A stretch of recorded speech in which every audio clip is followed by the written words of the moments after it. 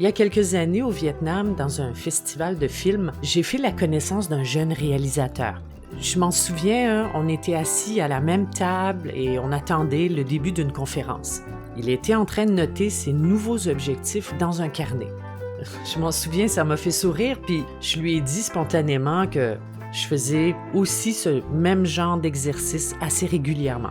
Il a levé ses yeux vers moi et il m'a demandé si je voulais connaître son premier objectif. Ben oui, avec plaisir. Il m'a dit « J'ai envie d'avoir l'expérience d'un vieil homme pendant que je suis encore jeune. » Wow! J'ai vraiment trouvé ça beau. Je lui ai dit que c'était un objectif original et précis.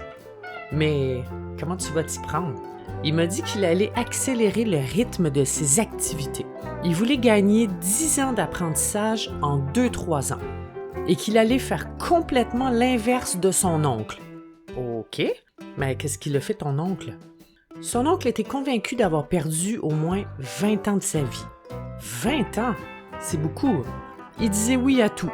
Il faisait plein d'activités qui faisaient plaisir aux autres, mais qui lui apportaient absolument rien. Il avançait dans la vie sans but, il passait son temps à observer les autres au lieu de prendre le temps de définir ses objectifs, à se former, à expérimenter, à se tromper, à recommencer, à se retrousser les manches, à apprendre, à réaliser ses rêves. Il cherchait l'approbation des autres, dans le regard des autres, si on l'aimait, s'il était correct, s'il était normal, s'il avait raison, s'il devait faire ci ou ça pour faire plaisir aux autres, à sa famille. Et pendant ce temps, la vie qui passe. Et la vie a fait en sorte que j'ai recroisé ce jeune réalisateur 3 ans plus tard. Ça m'a fait vachement plaisir. Je vous cache pas que j'étais assez curieuse de lui poser la question « Puis, t'en es où avec ton premier objectif? » Eh bien, il a fondé sa boîte de production, il a réalisé 2 longs métrages, produit 6 courts-métrages, il a fait le tour du monde et il s'est même marié. Ouais, chapeau! Je considère qu'il a fait en 3 ans ce que la moyenne des gens ferait probablement en 10-15 ans. Et son oncle, qui était super fier de lui, a décidé de devenir son associé.